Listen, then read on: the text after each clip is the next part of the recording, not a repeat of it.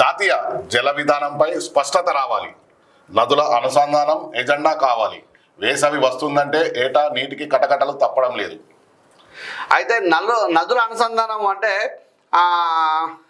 ఇప్పుడు ఎట్లా అంటే ఎండాకాలం వస్తే నీళ్ళకి మనం ఎవరికైనా కొన్ని చోట్ల అయితే చాలా ఇబ్బంది ఉంటుంది. బిందెలు మోసుకుపోతూ ఉంటారు, ట్యాంకర్లతో వాటర్ పోసుకుంటూ ఉంటారు.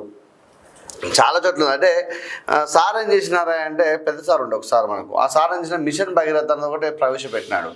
ఇంటికి నల్ల నీళ్ళు వస్తాయి, ఇంటికి గొప్పగా ఉంటుంది అని చెప్పి ట్యాప్ పైన నీళ్ళు వస్తాయని చెప్పి చెప్పడం జరిగింది. అయితే ఇక్కడ ఏం జరిగింది అంటే మిషన్ భగీరథ కాస్త ఉట్టి భగీరథ అయిపోయింది. ఈ వేసవి రాగానే నీళ్ళకు కూడా తెలంగాణ రాష్ట్రంలో కూడా అక్కడక్కడ నీళ్ళకి కడకడ మొదలైపోయింది.